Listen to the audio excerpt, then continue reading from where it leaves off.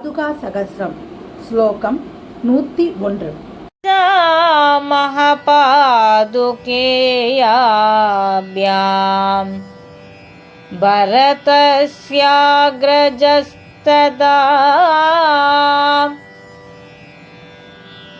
प्रायः प्रतिप्रयाणाय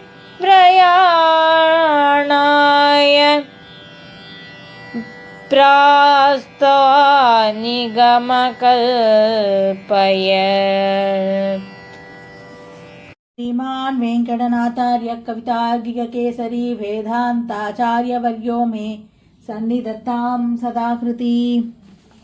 श्री पादुका सहस्रम நான்காவது பத்ததி சமர்ப்பண பத்ததி. சமர்ப்பணம் என்றால் கொடுப்பது என்று பொருள். ராமன் பரதனிடம் பாதுகையை அளித்த நிகழ்வு, பரதன் ஏற்ற நிகழ்வு ஆகியவை இந்த பத்ததியில் கூறப்படுகின்றன. ஸ்லோகம் 101. பஜாமஹ பாதுகேயாப்யாம் பரதஸ்யாக்ரஜத்ததா பிராய பிரதிப்ரயாணாய பிராஸ்தானிகம் அகல்பயத்.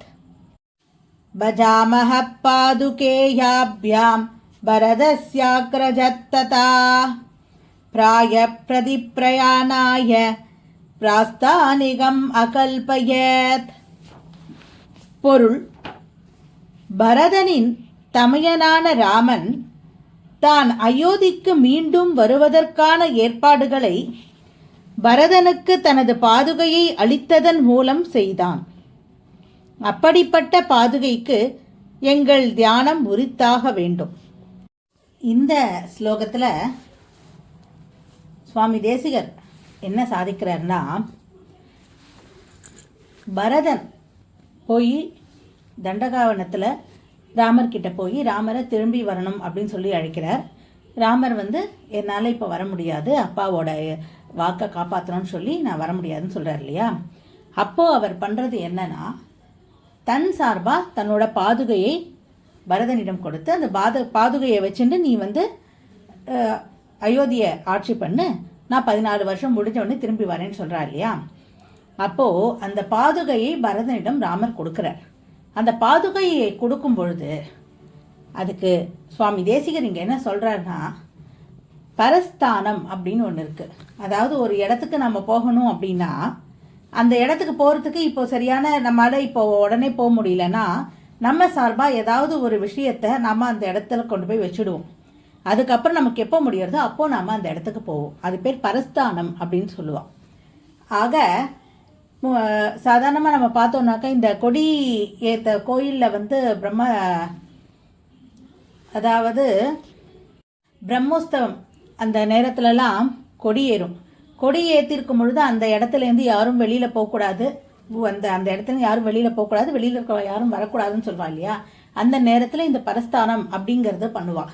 எங்கேயாவது அந்த உற்சவம் நடக்கிற நேரத்தில் யாராவது வெளியூர் போகணுன்னு இருந்தானா அவள் முன்னாடியே தங்களுக்கு தேவையான பொருட்களை கொண்டு போய் இன்னொரு இடத்துல வச்சுட்டு இவா சார்பாக இவா கிளம்பியாச்சு அப்படிங்கிறதுக்காக வைக்கிற மாதிரி ஒரு ஏற்பாடை செஞ்சுட்டு அதுக்கப்புறமா இவா கிளம்புவாள். அது பேர் பரஸ்தானம் அப்படின்னு சொல்லுவாள். அந்த மாதிரி அந்த பரஸ்தானம் பண்ணுற மாதிரி தான் ராமர் இந்த பாதுகா தேவி இருக்கா இல்லையா. பாதுகா தேவி ராமனுடைய உடைமை, ராமன் கூடவே இருக்கிறது. அந்த பாதுகா தேவி பரஸ்தானமாக தான் அயோத்திக்கு வரப்போகிறேன், அதற்கு ஒரு அச்சாரமாக, அதற்கு ஒரு முன்னோடியாக ராமர் பரதன் கிட்ட அந்த பாதுகா தேவியை கொடுக்கிறாராம். ஆக அந்த பாதுகா தேவி பரஸ்தானம் செய்யப்படும் ஒரு விஷயத்திற்காக ராமன் திரும்பி அயோத்திக்கு வருவான் என்பதை பறைசாற்றுவதற்காக, அதை நிச்சயம் பண்ணுறதுக்காக அந்த பாதுகாதேவி பரதனுடன் சேர்ந்து செல்கிறாள். ராமன் பாதுகாதேவியை பரதனிடம் கொடுக்கிறான் அப்படின்னு சொல்லி சுவாமி தேசிகர் சாதிக்கிறார். அடுத்த ஸ்லோகத்தை நாளைக்கு பார்க்கலாம். கவிதார்க்கிக சிம்மாய கல்யாண குணசாலினி ஸ்ரீமதே வெங்கடேஷாய வேதாந்த குரவே நமஹ.